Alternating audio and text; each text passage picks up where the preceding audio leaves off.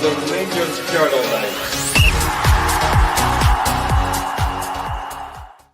Hello and welcome everyone to the Rangers News Show. This is the weekly roundup of all the Rangers news, as the title suggests. I'm joined by two great guests today. First of all, Jack, welcome back, mate. How are you? Good, mate. Just on my way home just now, if anyone notices the background, but happy to still be here doing the journal. Oh, happy for you to be here. And to complete the trio in blue, Billy, welcome aboard, mate. Thanks. Yeah, I'm a bit woozy. I spent like the last hour or so getting a temporary filling drilled into my head because it turns out one of my teeth's made at Edinburgh Rock. But so if I seem even dopier than usual, you know why. No worries, mate. No worries. But no Bob this week, Billy. So it's we'll welcome Jack aboard to the Rangers News Show. Hopefully, mate, it's something you can contribute to regularly. You're certainly welcome to be here. Normally, Billy, we would go kind of in chronological order, but there's not really been much happening other than the last couple of days. So I guess we'll go backwards. And that is, Billy, I'll stay with you at the signing of Emmanuel Fernandez. So a big player, certainly something that we've been crying out for, a bit of height in the team. What do you make of the signing? To be honest, it's difficult to know. They seem to be getting sort of mixed feedback from the sort of Peterborough fans in terms of like, it sounds like he's got a lot of the attributes we'd want. You know, it sounds like he's got that physicality. He can be good in the air. Apparently, he can pass, etc. I was listening to one of the fans talking and saying that he's also quite. They don't see him as the finished article yet. He's coming from a couple of divisions down, and there's a whole thing about the price. I know that there was one. I don't know, was it Sky ran with the initial sort of figure of $3.5 million and very quickly withdrew that. I don't believe that figure. That figure doesn't make any sense to me for someone at that level with his background. So whether that's like, you know, $3.5 million if we end up selling him for 15 or something, I don't know.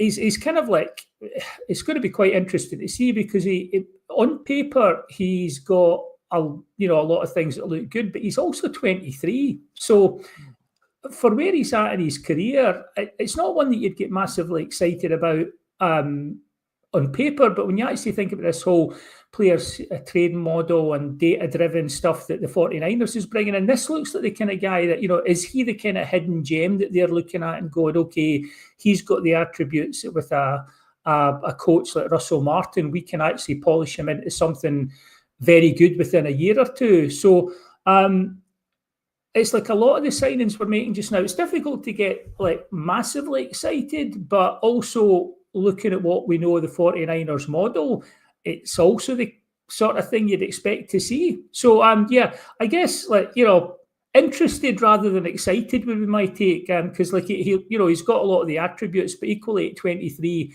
if he was close to the sort of finished article, he wouldn't be coming where he's, you know, coming up to Scotland just now at 23. He'd be probably looking for a move onto one of the top 5 leagues. Hopefully that's what we can give him next if we get a good couple of years out of him.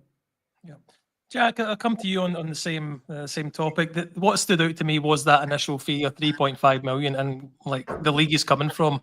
But we're led to believe that that's potential transfer fees. Everything goes well for them. Are you worried about the market we were looking at, or is that just what we have to expect from this new ownership? Well, I think if this is going to be where all our business is coming from, yes, but I don't mind picking and choosing a few players from the English lower leagues. I've said previously, I've got a feeling some of our business is down to Leeds having 2 shortlists, one if they went up, one if they didn't, and we are kind of picking from that shortlist they're not using if they've stayed in the Championship. But there is gems in England. We've seen that in the past with the likes of Aribo, but of course there's also the Kieran Dowell sort of side of things you can get from that league. But he's young. I've seen some clips of him where he looks really good, but of course Peterborough fans have said he's very up and down. But I think there's raw attributes there, but we'll need to see if he can develop into a finished article. I mean, we've got a similar sort of situation with Jefty, where he's got all these raw building blocks, but he's not really put them together. The age is a bit of an issue because he is slightly older than you would like, but some people are late developers, so time will tell on that one. I guess the age with a centre half, we're kind of told that goalkeepers and centre halves they kind of get better as they get older. So hopefully we're on the the right side of things when it comes to his age. But yeah, I guess the fee, the supposed fee, and the age, and where he's coming from, were the ones that stood out to me. And of course, we made a signing just before that, and that is Joe Rothwell. Jack, I'll stay with you. I'm a bit more excited about that. He's got a good reputation. Certainly the fans from Leeds didn't want to see him go. So again, good to get someone like him on board. Where do you see him fitting in the team? Ideally, also in the middle of the park. I would like to see a free with him and Raskin and Diamande. Of course, it still remains to be seen if Raskin's going to extend his deal and stay. But I think that midfield free would be a real force to be reckoned with. And you've still got some good backup options, in Barron and Rice in there. Cameron, of course. So, yeah, I think them as a midfield free would work really well. Rothwell and Raskin just behind Diamande. Of course, Diamande not really a natural 10, but it still remains to be seen what sort of formation we're going with, which I'm excited to see on Sunday. But I think in a midfield free, it'll be good. He's got a good range of passing. He can drive with the ball, which is something we've kind of lacked to break through these sort of low blocks. Just somebody that's going to take the ball and carry it. So I'm really excited for this one. My only concern would be he's 30 now, and he's still sort of looked at as a top-level championship player, but a championship player. He's never really made that big breakthrough to the Premier League. But I think domestically, he'll be excellent. My only concern would be, is he going to be up to scratch, really, in Europe? How do you view that, Billy, the midfield three that Jack mentions there? Well, it's nice to see us going for someone who is actually in demand, because so far a lot of the players we're going for do look like pieces to go into that sort of development model. But I like what I've seen of him, but I'll be honest, I don't watch as much Leeds as likes of Scotty or other people. So I'm going off the sort of the obligatory highlights reel on YouTube. He's got an odd shuffling gait. He somehow manages to be both sort of shuffling and rangy. I'm not sure how he does that, but I like what I've seen of him. I like the idea of someone who breaks the lines. One thing I did, sorry, it's a slight tangent, but Rothwell related, is like everyone's seen that I keep going to use swear words, but that goal, the Footlick Attraction Engine one where he puts the volley into the top corner for Southampton.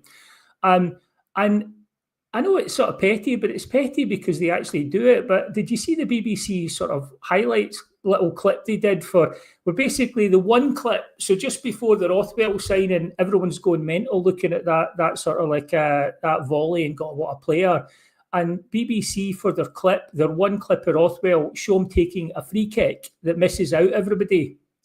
And you're going, some wee neb at the BBC has actually spent time finding a crap clip, which takes more time than finding a good clip, putting that into a piece, sitting with his editor, having a right good laugh at that and putting that up for us to see, and we are paying for it. So I know that's a wee bit of a tangent, but the pettiness of some folk at the BBC just like does my melt in, because where else would you get that? That's like fan media rather than that national sort of licence player funded media. But I know I like the look of Rothwell. Whether or not he'll get to play alongside Raskin is that's a question, because I would personally, I would still take the money. And actually someone put up, I don't know if it was Doug, put up some side-by-side stats with Rothwell, Raskin and Diamande.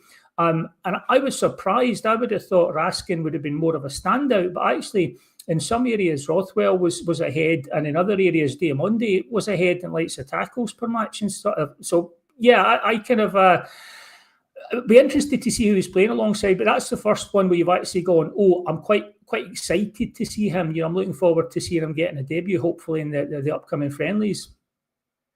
When it comes to we'll talk about the friendly in a bit more detail, but when it comes to the friendly, Billy, are you expecting this to be the formation and the setup, or are you expecting this to be very much a training game?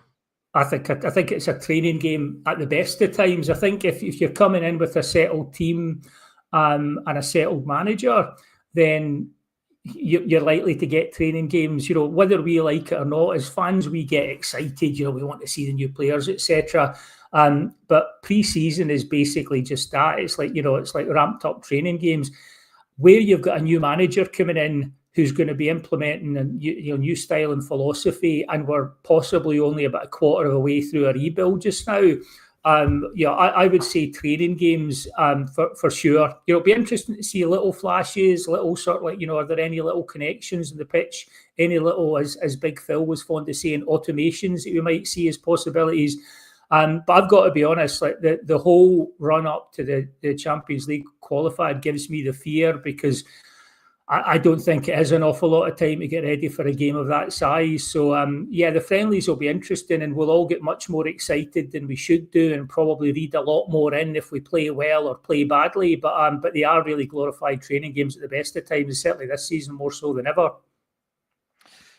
Jack, I'll come back to you. Another thing we're hearing this morning that I don't know how to pronounce his name, Thelo Asgard, is apparently booked in for a medical, and certainly from reports I've seen in English media, it seems to be that one's going ahead. I did get a chance to look at his YouTube reel this morning, and of course it's going to look good, but he looks like an interesting signing if that is somebody that comes to fruition. Do you know anything about him? I'm probably the same as you. I've seen the stats, I've seen the YouTube videos, I've seen the reaction from Luton supporters, and they are very keen to keep him and are quite annoyed that he has this supposed relegation clause, which is going to let him move on. But he looks in a similar mould to Poku that we were linked with, not in terms of as a player, but stats-wise, he's got good stats. He looks very creative. He can get assists, get goals, drive us forward, which is something we've really lacked. We had the likes, of Bayrami and Hadji last year, who were very, very good technically, but not very mobile, not very pacey. So I would really like to look at this guy. He can someone that can create goals, score goals, and again, as you mentioned before, it's someone that's in demand, which for years is not something we've done. We've looked at guys that are sort of projects, need to be rebuilt. So to go and get a guy that's sort of already a star, not a star, but at his club is highly rated, is a real breath of fresh air, and I'm very excited about it. And also, I'm pretty sure he's an international as well, which obviously adds to the value. And he's got a great name, sounds like a Viking warrior, so very positive all across the charts for me on that one. Would like to see him in the flesh. Obviously, I don't think we'll get him in time for Sunday, but I would like to see a bit of him pre-season. I'm excited about this one, yeah. Billy, where you're based in the world, that's maybe not a name that's unfamiliar to you then. Well, he's Norwegian, isn't he? So, I would have gone, maybe it's Osgard. I don't know, with the two A's. Like, I can speak like Swedish like a 5-year-old, and Danish like a drunk 5-year-old, but like Norwegians kind of like, I don't know. But I'd have gone maybe Osgard. But like Jack was saying there, he looks a more creative attacking player. I might be misremembering, but I feel like Doug had put up some stats on him, and he looked quite impressive in attacking stats in terms of goals per game. But I thought, and maybe I misread it, or maybe I'm misremembering, but I thought he looked a little bit light in assists. He's in the last season. Whether that's the case or not, I'll need to go and check. But I remember thinking, he clearly scores, but whether or not he creates as much. Again, that's where he's going to come into a system, and one of the things I'm looking forward to seeing with Russell Martin, we hear that the players, like where he goes, they tend to end up loving playing for him, and they'll run through walls for him.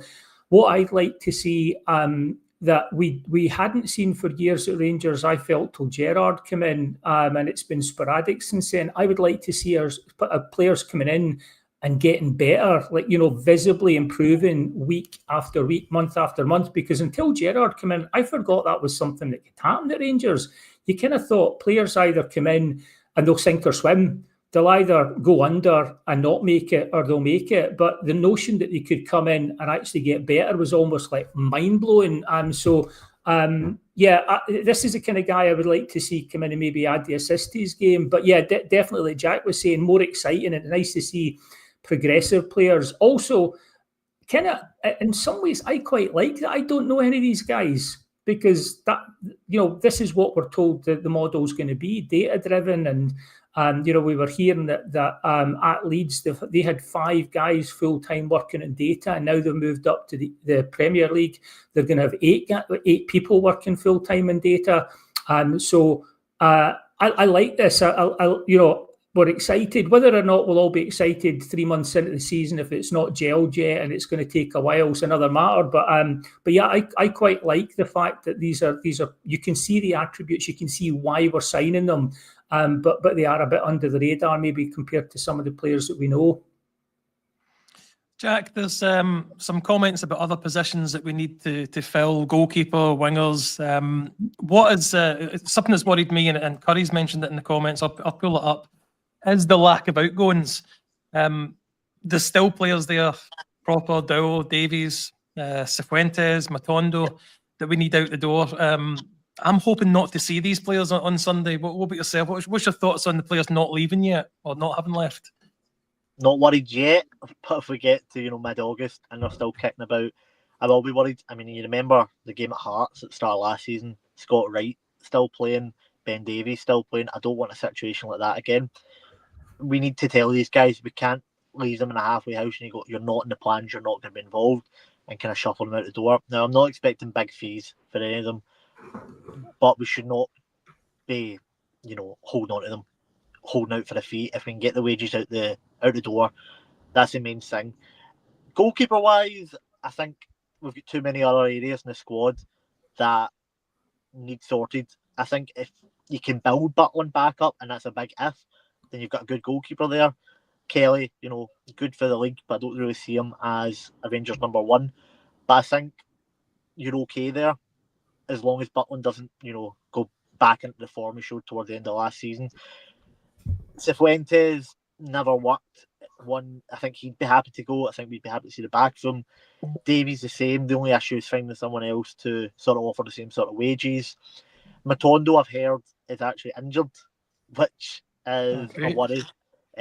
I've been told he's returned to training in crutches after being away with Wales, so we may actually end up stuck with Rabi. I don't know if that's completely verified, but that's the rumour I've been told. So yeah, Dowell as well is one I'd be happy even if he just went out on loan again. I don't think he's going to get the wages elsewhere. That's the issue. It's going to be difficult to shift them, and you can't exactly just tell them go because you're tied to them contract wise. Definitely shift the Deadwood out because there's other areas of the pitch that we need to strengthen. I mean, we're not going to get our attacking midfielder in, but we've still got by Rami, Dowell, guys like that. We need wingers. You're not going to get wingers in until you get rid of the likes of Matondo and McCausland.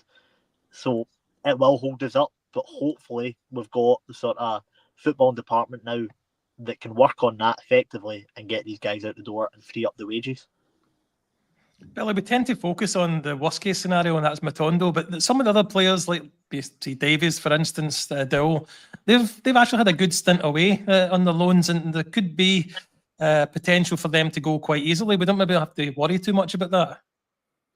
I hope so. I couldn't see the back of Davis fast enough. I think I covered this in another pod. The loan system's supposed to do exactly what it's done with Davis and Dowell. They've gone out. Basically, we had to give them away to get rid of them. They've had really good seasons at Birmingham by all levels, but you're talking about levels there. You're not talking championship. You're talking, like Division 1. And great, they looked good there, but they'll come back up here. And I've got a fear that Russell Martin maybe thinks he can turn Ben Davies into a player because he's maybe a ball playing centre back, and maybe he can. I just don't think he looks remotely interested in the physical side of the game in Scotland. So Ben Davies, if we get any money offered for him, I'd get him out, to be honest. It's funny, like when Jack was saying Matondo's injured, like I never assume he's fit and available, like because he's got that cycle of like injured, out of form, 2 good games where he looks like a player injured again. So I just, unless he's actually in the team playing his 2 good games, I just assume he's not available.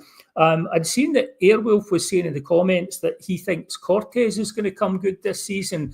I hope that's data driven. I don't see any evidence either way, to be honest, because like he looked great for about 4 games and he's been injured on and off ever since. If we could get him playing, like like a lot of the players we're bringing in, he's got the physicality. He looks like a unit. He looks fast, and he did look good for 3 or 4 games.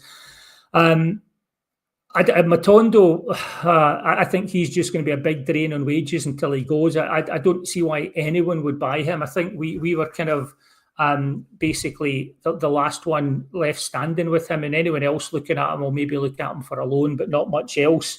I think it was Aldo was also saying, like, has Tav got the point yet that, you know, we're signing lots of players to do what he does, not just one player to do what he does, but more than one player. I don't think Tav's going anywhere because, you know, club captain, he can be part of leadership group, and also he's got that testimonial which now has been parked to the end of the year. So I'm not going to get into the debate with Curry about whether Tav's a club legend or not. I think he is. I can't actually hear Curry back, so I can just say he is. So I think he is, but I know that sort of not everybody does agree with that. Maybe that's a debate show sometime. But I don't think he's going anywhere this season. So in terms of like what's going out, I think we're going to see the 49ers play hardball. I don't, you know, even if we have to go through a window where we don't get rid of all the players that we would like to, we've been a soft touch for too many years. People come to Rangers and they know that either we make bad signings or we're desperate, or financially a few years ago we kind of had to take what we're offered. One of the things that lot across the city have actually been quite good at is the hyping the value of players. So like psychologically, they anchor the value by constantly talking it up, even when, you know, like what was it, the centre back that they punted for about 15 million, that, like, I think he was like Norwegian, nothing much of a player, and they got like, because they just constantly talk ridiculous figures. And also they seem quite, they get a reputation for playing hardball. They'll know that the club that's coming to them is desperate for the player, and they'll stick out for the money. So if we need to spend like a season where we sell only when we get the value we want, and we get the reputation as the kind of club who sell for a fair price, that might be what the 49ers are wanting to do. So it'll be interesting to see, you know, are we going to get players like Igaman moved on? Is Raskin a possibility? Or will we just sit on assets if we feel that we're not getting the offer? That is going to be, it's like all this stuff's going to be interesting to see how the 49ers are going to play it. One thing, Billy, I do agree with you. The way they play hardball, they get better transfer fees than us. What worries me, and I'll come to you on this, Jack, is every time there's a change in the top, you know, the guys at the top dealing with things, we're always hear that they're going to do it differently than the one before, and we're not going to get these bad transfer fees anymore. And we're hearing that again just now. So they really need to step up and prove that they are going to play hardball with these transfer fees, and we're not going to be, you know, putting up with, you know, who was it that went away a few years ago? The Portuguese centre half, just his name. Cardozo. Yeah, Cardozo, and then he goes off and plays for Porto. So you're like, we've lost out on these type of ones in the past. So yeah, they're going to have to do a bit better, aren't they? Yeah, definitely. But I think it's also goes both ways. I don't think you want to be lumbered. Matondo and Davies are the two that stick out just because of the wages they're on. They're two of our highest paid players, and they've been here for years and they've not shown anything. And ideally, you would hold out and get some money for both, but I just think they're such a drain at the moment. You just need to work out a way to get them out. If that's taking a hit on a transfer fee or putting them out on loan again, I think just because of the rebuild we've got, you need to do it. I think if we're coming into this with, you know, a strong squad to start off with and a couple of guys you weren't keen on, then yeah, you could play hardball for them because you don't need that big rebuild. I think just because of the amount of guys we're going to need to have come in, you are going to need to make a cut elsewhere. But I do think you're right. I think we do need to hold out hardball for the likes of Dessers, the likes of Igaman, Raskin, Diamande if the money comes in. Our top players are sellable assets. No, you're not getting them for a cut price fee. This is evaluation. If you want them, you have to meet it. But for these sort of guys, I think for now anyway, we will need to still take a hit on them. Let's take a little bit of a light-hearted conversation for a couple of minutes. This morning I seen online, Billy, was the new training gear or travel gear released by the club, and it has been much pilloried by many people on Twitter as well. So let's have a look at some of the things on offer. I'll put it up here. So very much reminiscent of Walter Smith's Umbro kind of days, Paul Gascoigne, that kind of, you know. What do you make of this, Billy? Is it though? I mean, what you've put up there is kind of middle of the road because, I mean, if that's travel gear, I'm presuming like they're envisaging travelling in a skip or a bin. I'm not saying that particularly, but some of the black trackies and stuff, honestly, I mean, like some of the stuff's meh, but the towards the bottom of the collection, the black trackies and tops are genuinely. I'm trying not to use the term jakey, but look like something you might see in like like the sort of clothing aisle of Aldi or Lidl. I'm not honestly not, and what I will say is like I have loved all the tops so far. I think Umbro have absolutely nailed it with the home top, the away top, and the third top. I've genuinely loved all of those, so I was quite excited to see. I'm looking at this now, but particularly the caps, the kind of the shorts, the all black stuff. It's grim, and that whole the doing the kind of the RFC over the Umbro thing, and having them both like big. It looks like someone's messed up the font on some of it. Like when I'm looking at the black jacket and I'm looking at some of the trackies and stuff, it's like should the Umbro bit be on the other side, or should that be a different size? Even like the polo shirts, it's like it looks off centre. It looks like a mock-up where the badge should be in one chest, the side of the chest. The Umbro should be in the other. Instead, both of them are sitting over your belly. I honestly, I'd love to know what's happened here, because I've been so impressed with other stuff. But this, from the colour scheme to the font to where they've got the positioning of the stuff, I genuinely, like, if you offered me any of this gratis, I might cut about the house in it, and that'd be about it. I don't know what you guys think, but I was kind of quite disappointed. I don't know if that comes across. Yeah, I like him. Come in, Jack. Yeah, there was the one you had up last. I do actually like, but I am very different when it comes to clothes. I quite like some of the retro Umbro sort of stuff, but yeah, 99% of it is garbage. It's the sort of stuff they're charging £45 for a shirt that they've got, the template for on their website for £5.99. I mean, yeah, it's rubbish. I don't know who's buying it. I don't see there being a demand for it. But at the same time, in 20 years' time, when it pops up as a collector's item, it'll be worth a lot of money. So maybe people will buy it and hold on to it for that reason. But I do not see anyone choosing to go out and wear this stuff. That's the one I was talking about. It's, the template for that is on Umbro's website without the Rangers badge for £5.99, and our website are trying to charge a ridiculous price for it. I don't know who the market are, but yeah, I think they'll learn pretty quickly that it's not liked.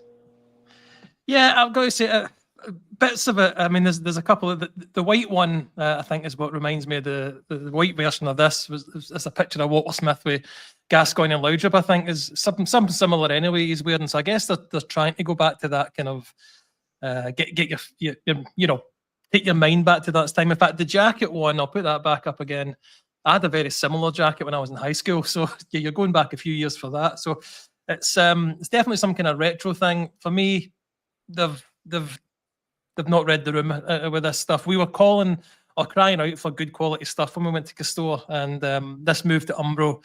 I know it's still the Castore that controls it, but there you go. There's a comment there, just that they're all quite poor, and I think that sums up what I'm thinking about it as well. But yeah, I wanted to take a couple of minutes just to look at that, because that is news, or that is what's just come out this morning, basically, that I've seen it. But yeah, Billy, the hats take the biscuit for me.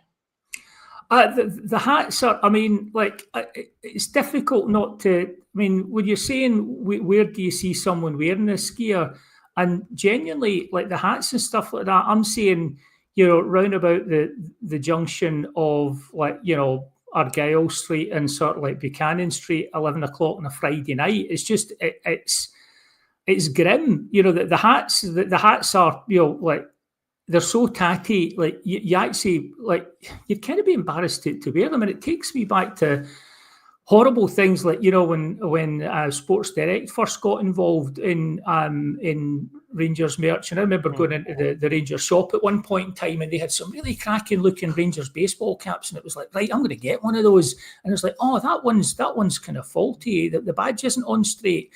All right, this one, the badge isn't on straight. And actually spending about 5 minutes going through the big bucket of them and not being able to find one where the badge was on straight, which should have been a sort of canary in the coal mine. Admittedly, they've got the stuff on all straight, but it's just so nasty looking. And where this concept, like, it's one thing on a T-shirt having a template and, going for the Walter Smith sort of thing, having the Umbro and the RFC maybe in the centre of the chest on a T-shirt. But where on earth do you get the idea that going, I know what's great, see that classic look of having a polo shirt with like the badge here and the kind of the kind of brand here. What we'll do is we'll put them right in the middle of the polo shirt where it throws the entire symmetry of the thing off, and just and the back of it does not look any better to me, because like that. Yeah, I've not pulled up one of the back, but the back is also bad. It's like something out of Greece, it's like the Jets or something, like some bad sort of 50s bowling shirt. And I'm like, I know like people will say that so I think somebody had said in the feed that like fans just like to moan, and there's a bit of truth to that. But I mean, I haven't heard anything but generally good stuff about the home top, the away top, and the third top. I think, yeah, you'll get a few people don't like it, but they've done a really classy job. What on earth's going on with this? It just looks cheap and nasty. And I didn't know what Jack was saying, that it's a template, a £5 shirt, basically with a Rangers. Because like we had that nonsense with Castore, like where it was, they were turning up jumpers with labels inside for you to put your name on and stuff like that. Looks like this is, at least Castore learned a wee bit from that. Hopefully Umbro learned from this. This is their sort of like line in the sand moment where we go, we won't buy any old crap, and hopefully we won't. Yeah, you'll no doubt see it reduced by October time in the club shop. That's what I'm expecting. It's reminiscent to me of the follow thread with the leather jacket with the badge on the front and the big crest on the back. But we'll move on from that, because there was another couple of appointments this week, and that was to the coaching staff. That's Mike Williamson and Sal Bebo. Jack, do you know anything about these guys? They come highly recommended. Just what I've read online, their sort of credentials. I know the goalkeeping coach was at Arsenal. Mike Williamson, don't know much about as a coach, but yeah, heard the stuff I've read online. I just need to really wait and see if they make any improvements in the playing stuff. Well, the goalkeeping coach, Billy, that's certainly one that hopefully goes to work right away. And I know it's quite easy to have a go, but it's an area that wasn't particularly great last season. And Liam Kelly obviously performed well, but it's not really what you want going forward, is it?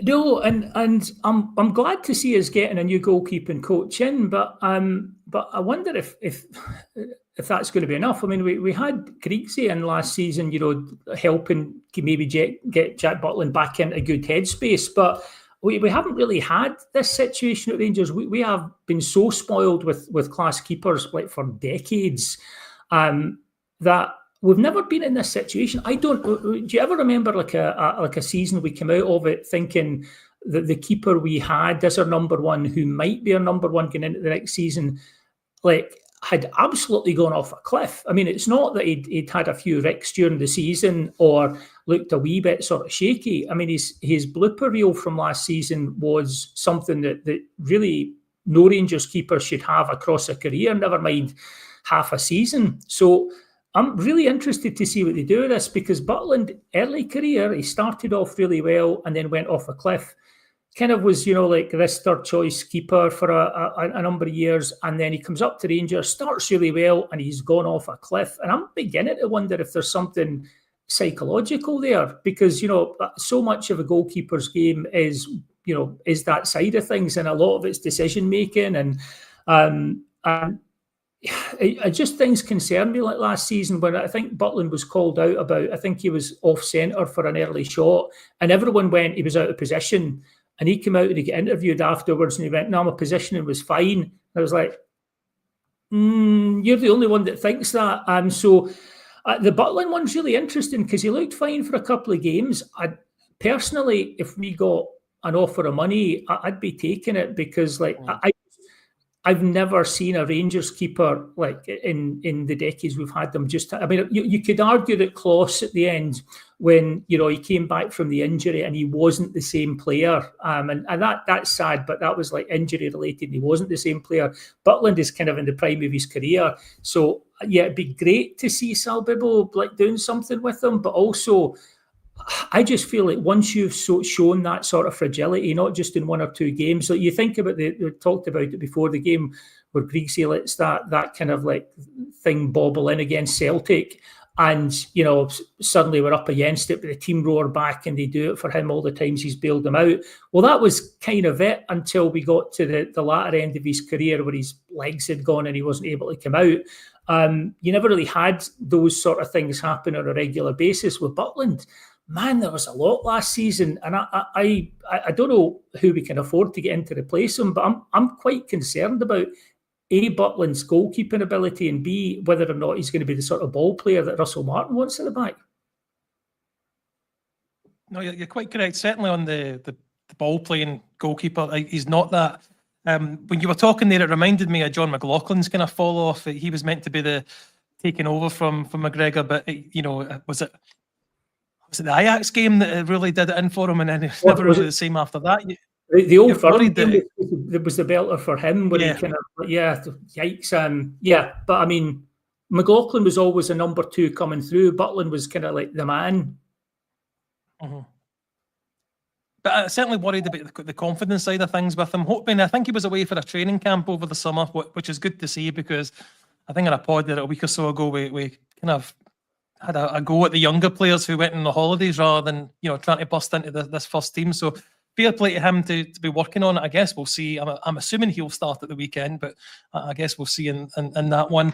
Looking through my notes for today, other news. We did get an extension to the third goalkeeper, right?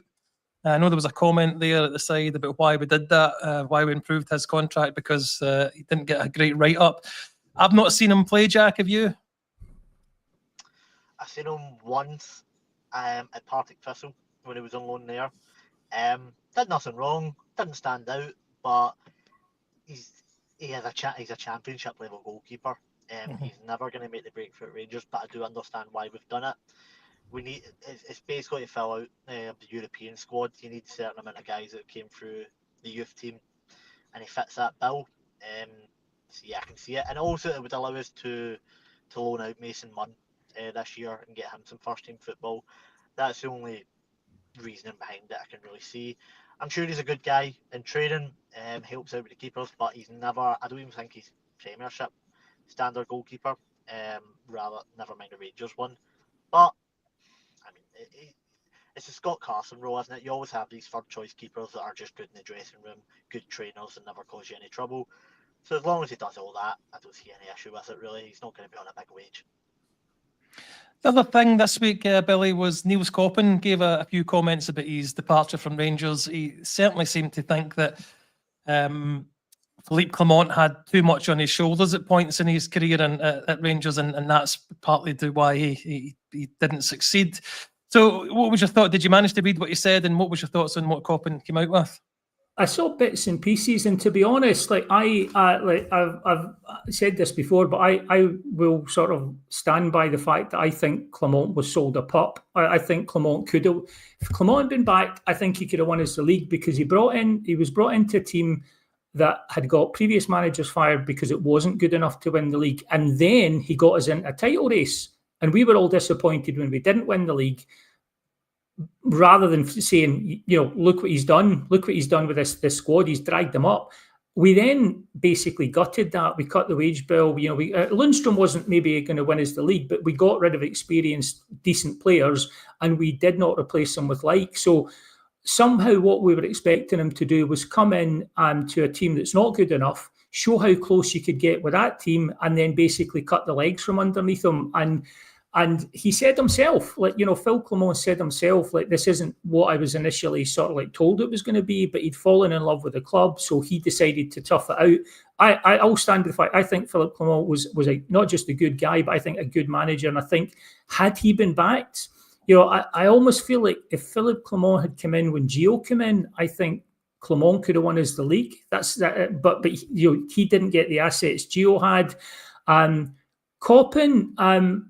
Coppen was one of those guys that seemed to happen a lot at Rangers in the last 5 years, where he was kind of in post doing one job and seemed like an easy fix to promote into another job.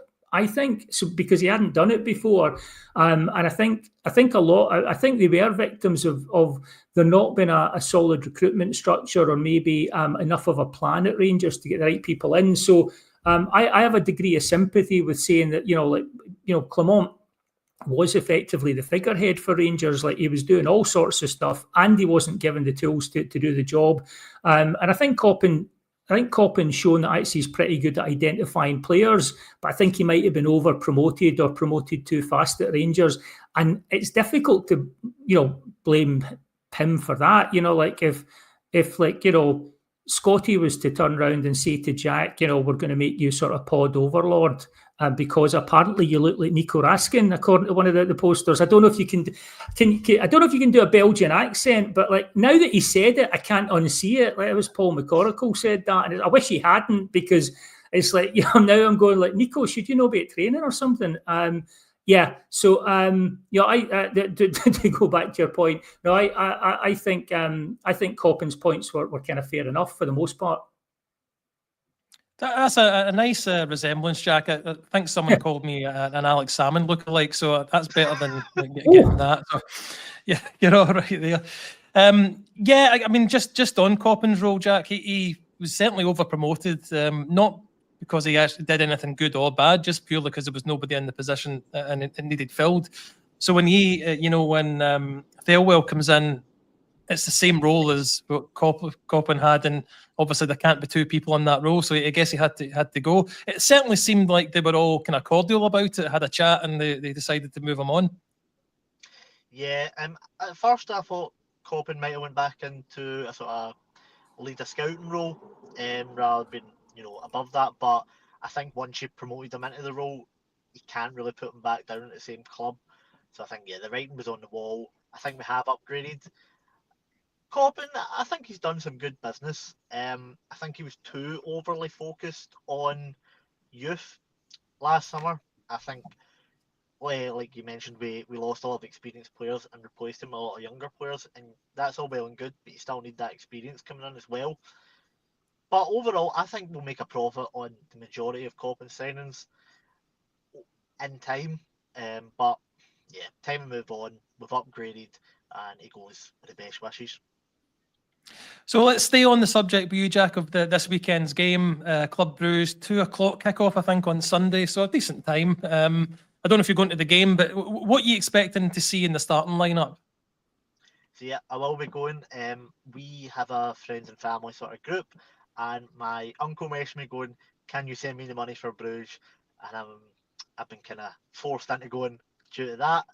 But it'll be good to see. It'll be good to see the team again. Not expecting too much, but I'm interested in seeing is the formation, because we know Martin's very stuck to a style of play, but he has changed his formations at different clubs. So I'm interested to see if we do go for a 5 at the back with Tavernier playing that right centre back role. I'm more interested in that, the formation, than the players. I think Aarons will probably play, but I don't see Rothwell being in from the start. I think it'll probably be the usual friendly nonsense of one team in the first half, one team in the second half. So every year we say results don't really matter. Every year we say it, and then you seen it last year. We lost every single friendly, and everyone was losing their heads before we even played a game. But you also seen how that went into the start of the league, the negative attitude, and then the Kiev game. It all builds up. So while it is primarily for fitness, a good result would be ideal, just to get a bit of happiness, a bit of hope, and a bit of momentum in from the start. Billy, Cammy said on a pod last season, when the games were all kind of done and dusted, the league was over, that results don't matter, but they do. And that's where this comes in this weekend, because getting the close season, I'm looking forward to seeing the team back. But if we go in on the back of a couple of trouncings, then it does start the season with a negative feeling behind the team, doesn't it? It does, but to be honest, I think it would have to be literal trouncings before anyone reads too much into it. When you look at where we are in the rebuild, like, a lot of these guys are literally in the door this week. Like Jack's saying, Joe Rothwell probably might do a wee bit of a cameo or 20 minutes, depending where they're at fitness-wise. yeah, Trounson's would be a worry. I don't think. I mean, yeah, we're Rangers supporters, so there'll be absolute sort of like a hyperbolic reaction if we do lose. But I think the reality is, it's more like what Jack was saying. It'll be interesting to see how Martin sets the team up, how he sets up, the defensive unit, because that is going to be how he's going to build things. My fear is, like I said earlier, I just look at the clock ticking on when we're playing Panathinaikos, and from what I understand, they've got a settled manager and a settled team, and that goes a long way in these early games, because they know where each other's going to be. They're not having to take that split second to look up or to think where someone's going to be. They can play first time passes. Yeah, I mean, I would like to think we're not going to get too up or down about how the new era starts, but I do think back to a couple of podcasts that I've listened to, like, Southampton podders, and they did say that Russell Martin's style of football is attacking and exciting, but takes a while to get up and running. So there is that worry that I think any of us, if we actually step back and look at any other club, if it wasn't our club, would be looking and going, it's going to take him 3 months to get up and running. Because it's us and we've got Panathinaikos coming up, we're looking at it going, we don't have 3 months, he needs to get up and running. And that's the difference between having that dispassionate third party thing and being a supporter. So I've got the fear about the Panathinaikos thing. One part of me is quite excited looking at long term. The other bit of me is looking at it and going, we are not guaranteed anything this season in Europe. We have to qualify for the Champions League. If Panathinaikos were to bump us out, which wouldn't be a shock result, given where they are and where we are, we're then into qualifiers for Europa League. Don't know who you're going to draw there. You could get bumped into, I believe, a qualifier for the Conference League. And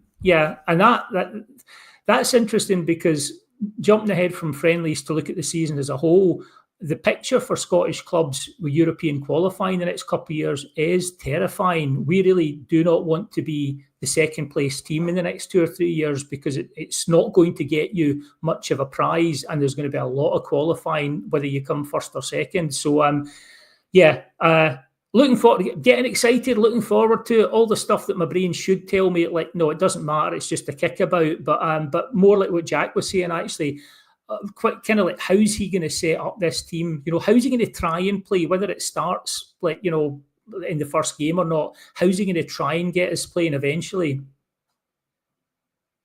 Jack, you were nodding there when Billy was talking about going down the kind of tiers. I thought we didn't go into the Conference League if we get knocked out of Europa. You confirm that? As far as I'm aware, we go out of this round of the Champions League and the Europa League, and if we lose the first round again, it's a Conference League playoff. Right, okay. I think that's right. Could be wrong, but I'm pretty sure that's. I think that's what I heard as well. Yeah. Well, I'll look that up after the pod and confirm it on next week's. I hope we're wrong. No, well, it's just I was more worried that if we get knocked out of this and then we get a bad draw in Europa, that could be it for the season. But hopefully I'm wrong with my thinking on that one. The round we go into in the Europa is far enough along that there is the backup. But the Conference League, as much as it'd be fun, because I think we probably would have a chance of going quite far, the money in it is not really anything special. Mm-hmm. But yeah, that's what I've got for the week, guys. Anything else you want to bring up, Billy? I'll come to you. Just a couple of points. So someone had posted dull and boring at one point. Now, I think it was in the middle of the Umbro chat, but it might have been the pod in general. So maybe they can feed back on that. Someone had also chipped in, I think it was John Adams, was saying that unlike Clermont, it's basically saying Gio didn't get backed either, unlike Clermont. And the point I would make is Gio inherited a better squad. So Gio didn't get backed, but he had better players.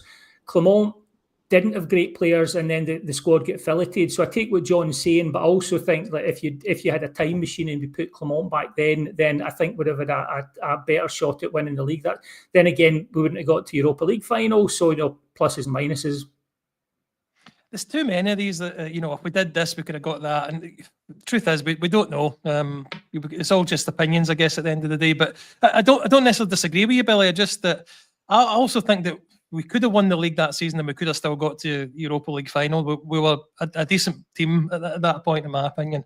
If you're looking for a new podcast series, Totally Football do a flip reverse thing where they do a what would have happened if, so what would have happened if like Rangers had won the Champions League in 92, 93, what would have happened thereafter? So, forever looking for more content, there's one for you.